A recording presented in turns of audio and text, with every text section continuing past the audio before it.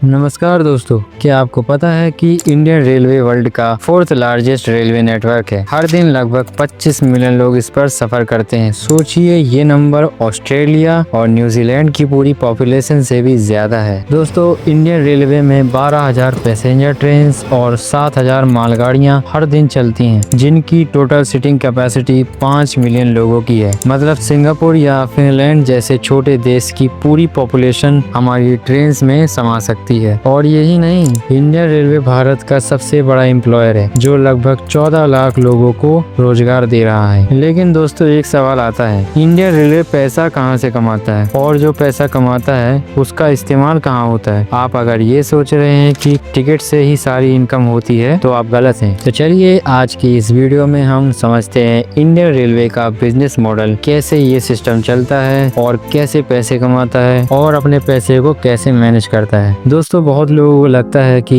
Indian railway की main income ticket से होती है, लेकिन ऐसा नहीं है। इंडियन रेलवे की इनकम का 65% हिस्सा फ्रेट सर्विस से आता है। फ्रेट सर्विस का मतलब है कि सामान को एक जगह से दूसरी जगह ट्रांसपोर्ट करना। बस इसी से इंडियन रेलवे ने साल 2023 में 1,62,000 करोड़ का रेवेन्यू अर्न किया था। दोस्तों, अगला इनकम सोर्स है टिकट। जो आप रेलवे स्टेशन में टिकट खरीदते हैं, इसी से इंडियन रेलवे हर साल 63,000 करोड़ रुपए कमाता है। दोस्तों, जो आप रेलवे स्टेशन में इस टाइप के टीवी में एड्स देखते हैं और बैनर देखते हैं, इन सभी का कंपनी इंडियन रेलवे को पे करती है। इंडियन रेलवे एडवर्टाइजमेंट से हर साल 10,000 करोड़ रुपए कमाता है। और दोस्तों, इंडियन रेलवे अपनी ट्रेन को फिल्म शूटिंग के लिए देकर भी कमाता है, लेकिन ये इनकम कोई फिक्स नहीं है। जैसे किसी फिल्म शूटिंग के लिए एक इंजन और 4 बोगियों की डिमांड है, तो रेलवे एक दिन का करीबन 5 लाख रुपए चार्ज करता है। इसके अलावा इंडियन रेलवे का कहना है कि भले ही आप फिल्म शूटिंग में ट्रेन को 1 किलोमीटर यूज करें, लेकिन आपको 200 किलोमीटर का पैसा देना होगा। इसके अलावा इंडियन रेलवे स्टेशन में जो दुकान होती हैं, उनसे किराए लेकर रेलवे पैसा कमाता है, और इंडियन रेलवे अपनी जमीन को लीज पर देकर भी पैसे कमाता है। दोस्तों, इन सभी को मिलाकर इंडियन रेलवे ने साल 2023 के आखिर तक 2,40,000 करोड़ रुपए